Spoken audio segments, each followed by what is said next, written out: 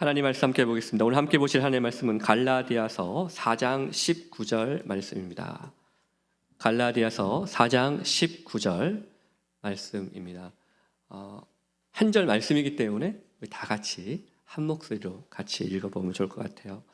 갈라디아서 4장 19절 말씀 함께 읽겠습니다. 시작.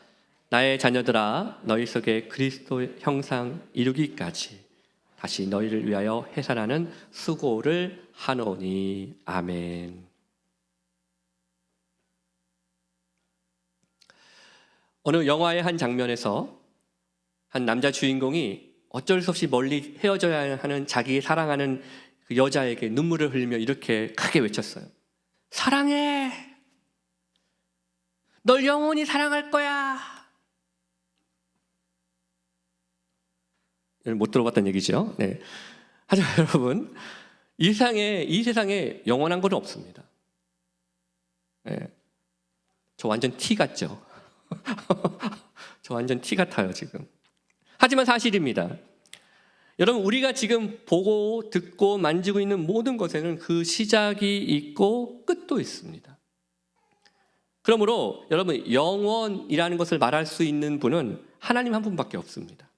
광야도 마찬가지인 것 같아요. 여러분, 광야는 영원히 머물러야 되는 곳이 아니고요, 나그네처럼 지나가야 하는 곳입니다. 그런데 문제는 그 광야가 우리에게 너무나 좀 끝도 없이 길게 느껴질 때가 있다는 것이죠. 시간이 지나도 상황이 바뀌지 않을 것처럼 보일 수 있습니다. 기도하면 당장이라도 상황이 바뀔 줄 알았는데 기도해도 상황이 그대로 있거나 아니면 훨씬 더 안 좋아졌을 때도 있었다는 것이죠. 여러분, 하지만 그렇다고 해서 우리가 걷는 이 광야 속에서 절망만 하고 하면 되겠습니까? 여러분, 한숨만 쉬고 인상만 쓰고 있으면 뭐 달라질 게 뭐가 있겠습니까? 제가 늘 말씀드리듯이 광야는 나의 환경을 바꾸는 곳이 아니라 나를 바꾸는 곳입니다. 그러므로 우리가 광야를 지나며 배우는 것은 영원하지도 않은 광야가 아니라 영원하신 하나님을 우리가 배우는 것입니다. 우리는 광야를 배우는 것이 아니라 광야 가운데 계신 하나님을 배우는 것이죠. 그러므로 오늘 저는 이 광야에서 배우다 시리즈를 오늘로서 이제 마무리를 하려고 합니다. 감사합니다. 오늘로서 마무리를 또 하려고 합니다. 하지만 우리는 광야에서 여전히 하나님을 배워가야 돼요. 언제까지 배우면 될까요? 이 광야를 다 통과할 때까지. 그러니 마지막까지 여러분 꼭 힘을 내시기를 바랍니다. 광야의 끝이 다가오고 있습니다.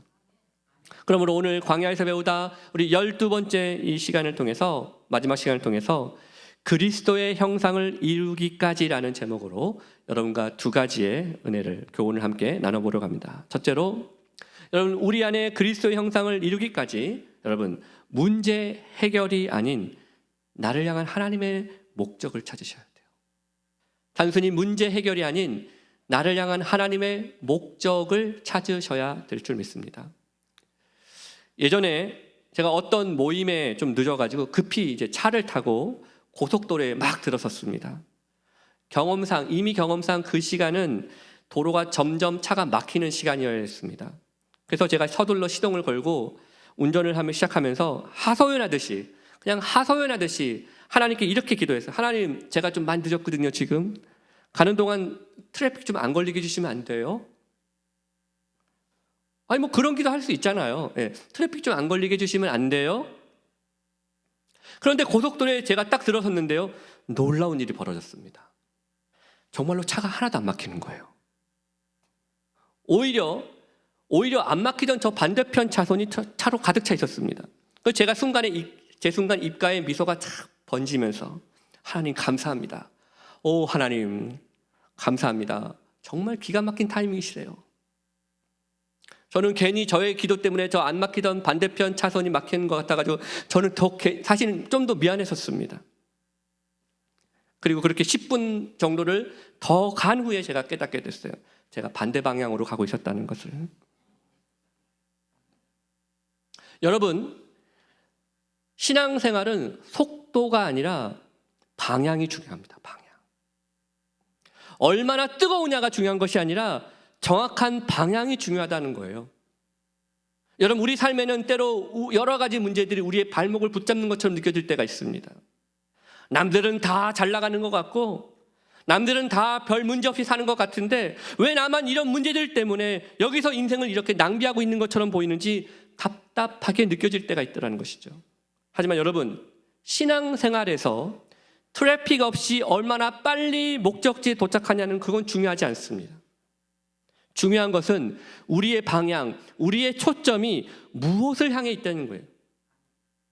우리의 초점은 우리의 발목을 붙잡고 있는 그 문제들에게 머물러 있는 것이 아니라 언제나 우리를 향하고 계시는 하나님의 목적에 있어야 된다는 것입니다. 자, 그렇다면 여러분, 우리를 향한 하나님의 목적은 무엇일까요? 저는 이번 광야 시리즈를 통해서 우리가 자주 읽었던 한 구절에서 그 힌트를 찾을 수 있었습니다. 로마서 8장 28절 말씀을 같이 다시 한번 읽어보겠습니다. 시작. 우리가 알거니와 하나님을 사랑하는 자 곧 그의 뜻대로 부르심을 입은 자들에게는 모든 것이 합력하여 선을 이루느니라. 지난주에도 제가 말씀드렸듯이 우리에게 일어나고 있는 나쁜 일, 좋은 일, 그 모두를 하나님은 의미 있게 사용하고 계십니다.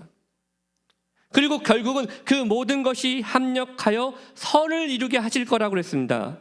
하지만 여러분, 이 말씀을 오해하시면 안 돼요. 많은 사람들이 이 말씀을 오해하고 있습니다. 이 구절은 모든 일이 다 잘 될 거라고 말하고 있는 구절이 아닙니다. 그렇게 이 구절 한 구절만 가지고 나서 마치 실패했던 사업이 언젠가는 대박 날 것처럼 생각하고 해결 안 되던 일이 언젠가는 자연스럽게 해결될 것이라고 생각하면 안 됩니다. 이 구절은 우리가 세상에서 바라고 있는 어떤 성취나 성공에 대해서 말하고 있는 구절이 아닙니다. 대신 이 진정한 의미를 찾으려면 다음에, 이 구절 다음에 따라오는 구절들을 읽어보시면 우리가 그 힌트를 얻을 수 있습니다. 로마서 8장 29절과 30절 말씀 같이 읽어보겠습니다. 시작. 하나님이 미리 하신 자들을 또한 그 아들의 형상을 본받게 하기 위하여 미리 정하셨으니 이는 그로 많은 형제 중에서 맏아들이 되게 하려 하심이라. 또 미리 정하신 그들을 또한 부르시고 부르신 그들을 또한 의롭다 하시고 의롭다 하신 그들을 또한 영화롭게 하셨느니라. 여러분, 왜 하나님께서 우리에게 좋은 일, 나쁜 일 모두 허락하실까요? 그것은 하나님을 사랑하는 우리가 예수 그리스도의 형상을 본받게 하시기 위함입니다. 여러분, 예수 그리스도의 형상을 본받는다는 뜻이 무엇일까요? 그건 여러분이 다 목회자가 되어야 된다는 뜻이 아닙니다.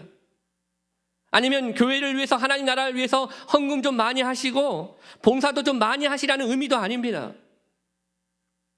예수 그리스도를 본받는다, 예수 그리스도의 형상을 본받는다라는 것은 나의 목적이 아니라 하나님의 목적을 위해 사는 거예요. 그러기에 합력하여 선을 이루게 하신다는 말씀을 정확히 이해하려면 방금 우리가 읽었던 이 구절에서 나는 철저하게 빠져야 됩니다. 대신 하나님이 주어가 되시는 것이죠. 즉 하나님이 부르시고 하나님이 결정하시고 또한 부르신 그들을 의롭게 하시고 의롭다 하신 그들을 영화롭게 하시는 분이 바로 하나님이라는 것입니다. 우리가 그걸 인정하는 것이죠. 그리고 이 사실을 믿음으로 인정하는 사람이 바로 자기에게 일어나고 있는 좋은 일, 나쁜 일, 그 모든 것에 대한 이유를 다른 사람 아니면 자기 자신에게서 찾는 것이 아니라 하나님의 목적에서 찾는 것입니다. 사랑하는 여러분, 우리는 광야에서 문제를 만날 때마다 우리를 향한 하나님의 목적에 초점을 맞추고 계십니까? 저희 집에 함께 사는 고양이 이름이 레이입니다. 제 생각에 고양이는 MBTI로 치면 I에 가까운 것 같아요. 상당히 내향적이죠. 그래서 당연한지는 모르겠지만 저와 레이는 커뮤니케이션이 잘 안 됩니다. 서로 고양이하고. 제가 저희 고양이한테 뭔가를 말할 때는 고양이가 저한테 말할 때는 전 무슨 얘기인지 모르겠고 저도 제 고양이한테 뭔가를 말하면 걔는 들은 척도 안 해요. 그냥 각자가 하고 싶을 때 말하고 싶을 때만 말합니다. 배고플 때, 뭐 또 뭐 밥 줄 때 뭐 이렇게 서로만 그렇게 커뮤니케이션 하는 거죠. 하지만 제가 지금까지 그렇다고 해서 제가 요것 때문에 한 번도 답답하게 생각해 본 적은 한 번도 없습니다. 아이고 말이 안 통하니 답답하네, 이렇게 생각해 본 적 한 번도 없었다는 거예요. 하지만 저와 제 자녀들과의 커뮤니케이션에 있어서는 이건 전혀 다른 이야기가 되는 거죠. 저는요, 저희 아이들이 성숙해질수록 저와 더 깊은 대화를 나눌 수 있다는 것이 얼마나 감사한지 몰라요. 아이들과 이 대화를 통해서 저희 부부가 깨닫게 되는 것이 참 많습니다. 그리고 저는 바로 이것이 하나님께서 우리를 창조하신 이유이기라고 생각합니다. 여러분, 하나님은요, 저와 레이 사이 정도의 수준의 커뮤니케이션을 원하지 않으십니다. 하나님은 하나님의 마음을 터놓을 수 있는 아들과 딸을 원하세요. 여러분, 왜 하나님께서 우리에게 광야를 허락하셨을까요? 그 전능하신 하나님께서 알아서 다 하시면 되잖아요. 그런데 왜 굳이 우리로 하여금 광야를 걷게 하실까요? 그것은 바로 그 광야 속에서 우리로 하여금 하나님의 마음, 하나님의 목적을 깨닫게 하시기 위한 것입니다. 모든 것이 하나님의 손 안에 있다는 것을 알게 하시기 위함입니다. 그래서 우리의 시선이 우리의 문제에게만 머물러 있는 것이 아니라 우리가 이 일을 통하여 하나님과 더 깊은 교제하는 인생으로 살게 하시기 위함입니다. 그리고 바로 그것이 예수 그리스도의 형상을 본받는 거라는 거예요. 그러므로 여러분, 우리를 향한 하나님의 목적에서 우리가 눈을 떼는 순간부터 우리는 길을 잃어버린 것 같습니다. 하나님의 목적을 잃어버린 가정은 그냥 같은 집에 사는 사람들의 모임일 뿐이고, 하나님의 목적을 잃어버린 교회는 그저 하나의 종교 기관일 뿐입니다. 여러분, 광야를 성공적으로 통과하려면요, 우리에게 일어나고 있는 모든 일들을 하나님의 시각으로 보는 거예요.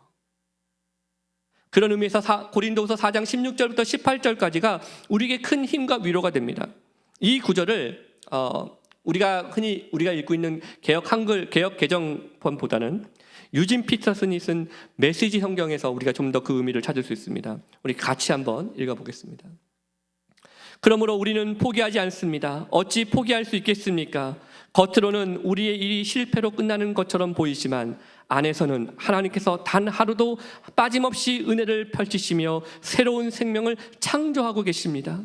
현재의 힘겨운 시기는 장차 다가올 복된 시기, 우리를 위해 마련된 성대한 잔치에 비하면 하찮은 것에 불과합니다. 눈에 보이는 것이 전부가 아닙니다. 지금 우리 눈에 보이는 것은 오늘 이 자리에 있다가 내일이면 사라지고 말지만 보이지 않는 것은 영원히 지속될 것입니다. 사랑하는 여러분, 지금 내가 걷고 있는 이 거칠고 메마른 광야의 시간은요, 장차 우리가 얻게 될 그 영광에 비하면 아무것도 아니고, 그리고 짧고 가벼운 것입니다. 물론 우리가 살면서 삶의 고난 한가운데 있다 보면 견디기가 참 어렵죠. 그래서 우리의 시선은 바로 지금 내 눈앞에 있는 그 문제가 아니라 이 시련의 시간이 지난 후에 우리에게 베푸실 하나님의 은혜에 우리의 시선이 고정되어야 되는 것입니다. 그러므로 마지막 두 번째로, 여러분, 그리스도의 형상을 이루기까지 광야를 다 지나갈 때까지 낙심과 싸우셔야 돼요. 낙심과 싸우셔야 됩니다. 여러분, 광야는 수많은 영적 싸움이 일어나는 곳입니다. 내 감정과 의지로 문제를 풀 것인지, 아니면 하나님의 시선으로 상황을 볼 것인지, 고난 그 자체에 우리 시선을 고정할 것인지, 아니면 하나님의 시선에 하나님께 우리의 시선을 고정할 것인지, 이런 것에 대한 전투가 일어나는 곳이 광야입니다. 그래서 광야에는 늘 영적 싸움이 있어요. 아마 우리 중에는 차라리 그런 싸움이 없었으면 좋겠다라고 생각하는 분이 계실지도 모릅니다. 아예 아무 일도 일어나지 않았으면 좋겠다라고 생각하실지도 모르겠습니다. 하지만 한번 생각해 보십시오. 영적 전쟁 없이 어떻게 영적 승리를 얻을 수 있습니까?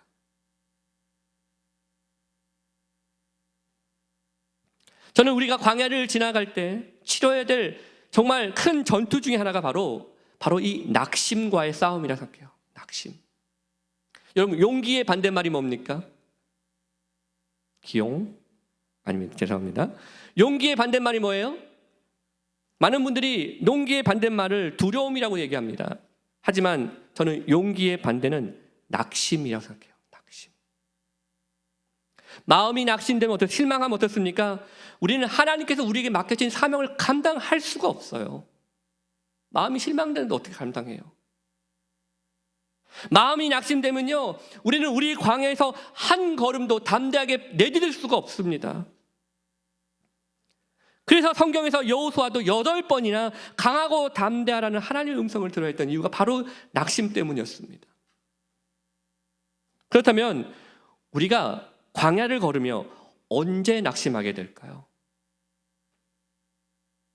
여러분, 우리가 언제 낙심하게 될까요?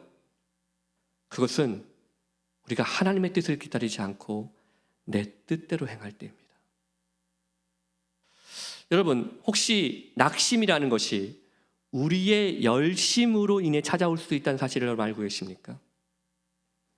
제가 지금까지 만났던 많은 낙심했던 분들 대부분은요, 적게 일해서가 아니에요. 아주 열심히 많은 일을 했기 때문에 낙심했습니다. 여러분, 열심을 갖는 게 뭐가 문제입니까? 성경에서 로마서 12장 11절에 보면 열심을 품고 주를 섬기라고 했지 않습니까? 그러니 열심을 내서 성경도 좀 읽고 열심을 내서 여러 모임에도 참석하고 봉사도 하는 게 그게 뭐가 문제가 되겠습니까? 하지만 문제는 언제부턴가 그 나의 열심에 하나님께서 주신 비전이 사라졌을 때입니다. 잠언 29장 18절에 우리에게 이렇게 말씀합니다. 우리 같이 한번 읽어보겠습니다. 시작. 나는 복이 있느니라.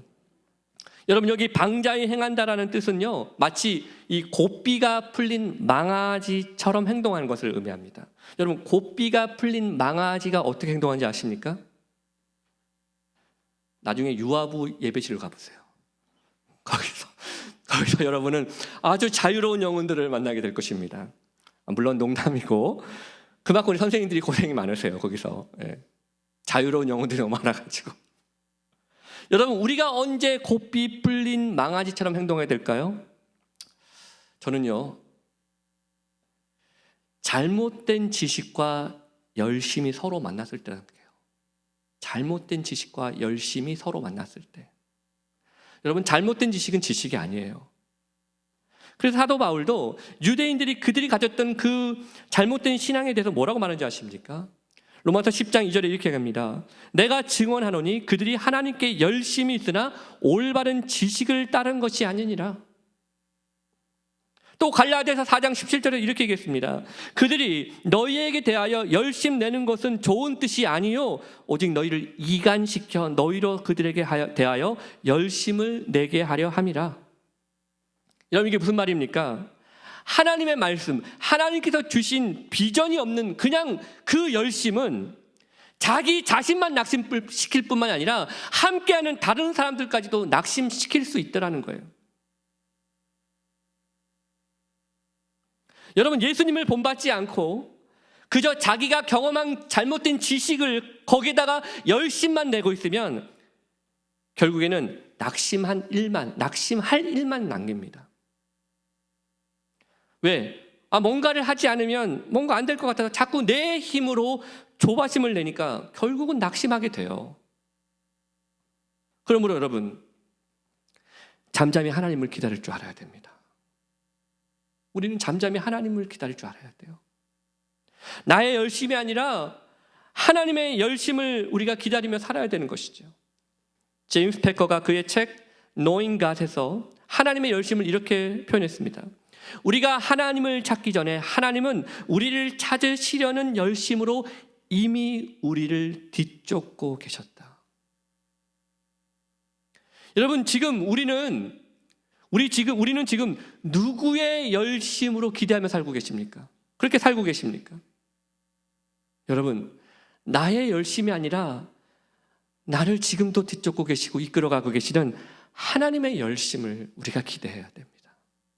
그런 의미에서 오늘 사도 바울이 갈라디아 교회 성도들에게 보냈던 편지에 왜 우리가 낙심하지 말아야 하는지를 말씀하고 있습니다. 갈라디아서 4장 19절 말씀, 본문 말씀 같이 한번 다시 읽어보겠습니다. 시작. 나의 자녀들아, 너희 속에 그리스도의 형상을 이루기까지 다시 너희를 위하여 해산하는 수고를 하노니. 바울은 갈라디아 성도들이 온전한 믿음을 가지고 성숙해질 수 있도록 최선을 다해 수고했어요. 그 열심을 냈다는 것이죠. 얼마나 열심을 냈냐면 마치 아이를 출산하는 고통 같은 그 마음으로 그들을 대했다는 것입니다. 근데 여러분이 아십니까? 오늘 이 본문은 단지 바울의 심정만을 말하는 게 아니에요. 이것이 바로 우리를 향하신 하나님의 마음, 하나님의 심정, 하나님의 열심을 말하는 것입니다. 여러분, 하나님은 우리가 적당히 예수님 믿어서 지옥에 안 갈 만큼만 믿고 천국에 오는 걸 원하지 않으십니다. 하나님은 그렇게 말씀하신 적 없습니다. 오히려 지금도 우리의 이 광야를 걷게 하셔서 열심으로 우리를 밀어주고 계시고 끌어주고 계시고 우리를 뒤쫓고 계시는 것이죠. 그러므로 사랑하는 여러분, 우리의 광야를 다 지나갈 때까지 여러분 낙심과 싸우십시오. 내 열심으로는 낙심을 이길 수 없어요. 하나님의 열심을 사모하셔야 됩니다. 그분의 열심은 우리 속에 그리스도의 형상을 이루기까지 멈추지 않으실 것입니다. 하나님은 우리를 적당한 그리스도인이 되라고 부르지 않으셨습니다. 대신 온전한 그리스도인이 되라고 불러주셨습니다. 그러니 매 순간순간마다 여러분 그리스도를 바라보십시오. 비록 내가 거칠고 힘든 이 광야 한가운데 있는 것처럼 느껴질지라도, 그래서 고통스럽게 절망스럽게 느껴진다 할지라도 다시 믿음의 주요 또 온전하게 하시는 이인 예수를 바라보십시오. 예수 그리스도의 형상을 본받고 이루기까지 여러분 힘을 내서 다시 성경을 읽으십시오. 다시 여러분의 기도의 자리를 찾으십시오. 그러면 그분께서 주시는 그 기쁨으로 우리의 광야를 끝까지 통과할 수 있을 것입니다. 이 시간 다 같이 일어나셔서 우리가 이 찬양으로 오늘 하나님 앞에 우리의 신앙의 고백으로 나아가도록 하겠습니다. 십자가를 질 수 있나 주가 물어보실 때 죽기까지 따르오니 성도 대답하였다. 우리의 심령 주의 것이니 주님의 형상 만드소서. 주 인도 따라 살아갈 동안 사랑과 충성 늘 바치오리라. 너는 기억하고 있나 구원받은 강도를 그가 회개하였을 때 낙원 허락받았다. 우리의 심령 주의 것이니 주님의 형상 만드소서. 주 인도 따라 살아갈 동안 사랑과 충성 늘 바치오리라. 걱정 근심 어두운 그늘 너를 불러 덮을 때 주께 내 영 맡기겠나.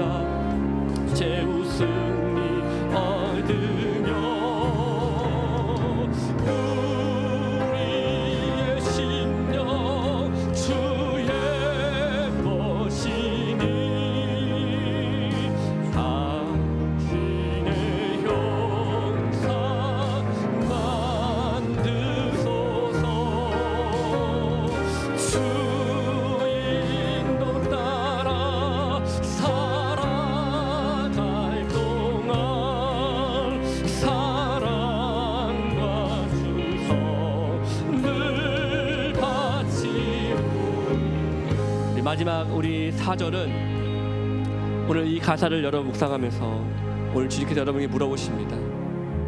그래, 너 그래도 광야 걷겠니? 너 그래도 그 일 할 수 있겠어? 라고 주님께서 우리에게 물어보실 때 주님 앞에 오면 고백하십시오. 주님, 그래도 제가 하겠습니다. 저의 힘으로 하지 않기에 주님의 능력을 믿기에 제가 해보겠습니다. 저 주님의 것입니다. 주님 책임져 주시옵소서. 저의 가정도 주님 책임져 주시옵소서. 우리 교회도 주님 책임져 주시옵소서. 내 자녀도 주님 책임져 주시옵소서. 우리의 병든 몸도 주님 책임져 주시옵소서. 오늘 그러한 고백으로 우리 4절 다 같이 우리 반주 없이 함께 찬양해 보겠습니다. 이런 일 다 할 수 있나 주가 물어보실 때 용감한 자 바울처럼 선뜻 대답하리라.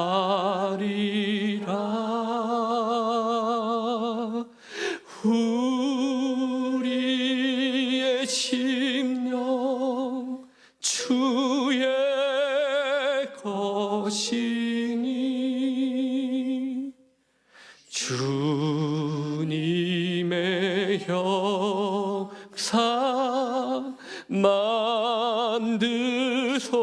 만드소서. 주 인도 따라 살아갈 동안 사랑과 충성 늘 바치오리. 우리의 심령 다 주의 것입니다. 우리의 심령 주의 것이니 주님의 영상 만드소서. 주 인도 따라 살아갈 동안 사랑과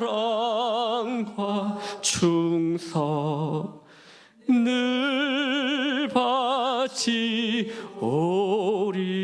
바치오리라. 사랑하는 여러분 안에 예수님의 형상이 이루기까지 하나님의 열심, 하나님의 능력을 바라보시기를 소망합니다. 여러분, 여러분의 낙심, 그 낙심과 싸우십시오. 나의 노력이 아니라 나를 포기하지 않으시는 하나님의 능력을 바라보며 여러분 이기십시오. 여러분 그 믿음을 위해서 여러분 기도하시길 바랍니다. Until Christ is fully informed in you, fix your eyes on God's power. Fight against discouragement, not by relying on your own effort, but by trusting in the God who never gives up on you. Overcome discouragement through His strength. Let's pray for the kind of faith. 함께 같이 기도하시겠습니다. 오늘 하나님 아버지, 주의 뜻을 구하며 아버지 앞에 나왔습니다. 우리를 불쌍히 여겨 주시옵소서. 우리는 다 주님의 것입니다. 우리를 불쌍히 여겨 주옵소서. 주님, 나의 삶을, 우리의 광야를 걷는 우리의 인생을 내 힘으로 할 수 없음을 깨닫고 오늘도 하나님의 그 목적을 바라보며 이겨나가게 해 주옵소서. 하나님 말씀이 없이 할 수 없습니다. 주님 붙듦이 없이 어떻게 우리 살 수 있겠습니까? 이 시간 주께서 은혜를 베풀어 주셔서 오직 하나님 한 분만을 바라보는 귀한 믿음의 삶을 살아서 도우시고 임하여 주시옵소서. 오늘 하나님의 뜻을 구하는 믿음의 삶이 우리 가운데 있어 도우시고 역사여 주시기를 붙잡아 주시기를 간절한 마음으로 기도하고 소망합니다. 아버지 하나님 붙잡아 주시옵소서. 하나님 아버지 오늘도 하나님 말씀을 통해서 역사여 주시옵소서. 오늘도 그 감사 주시고 아버지께 세울과는 고백에 우리 삶 가운데 있어 도와주옵소서. 하나님 오늘도 주의 은혜를 간절히 소망합니다. 하나님께서 이끄시는 그 믿음의 삶을 살아갈 수 있도록 아버지 붙잡아 주시옵소서. 오늘 주의 주시길 소망하여 주시옵소서. 아버지께서 맺어 주시옵소서. 하나님 우리에게 사랑해 주시고 우리 뜻을 구하는 믿음의 삶이 되게 하여 주시옵소서. 아버지 역사 주시고 그래서 주시옵소서. 오 주님 받아 주시옵소서. 뜻을 구하는 믿음의 삶을 붙잡아 주시옵소서.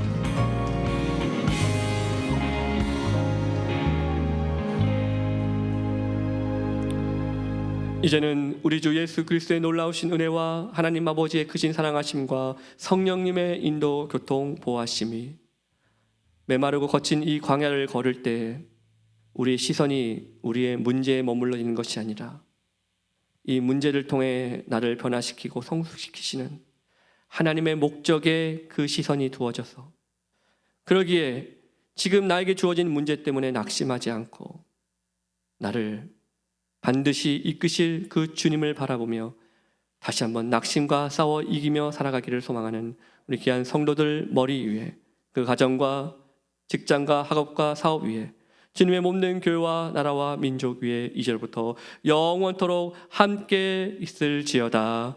아멘.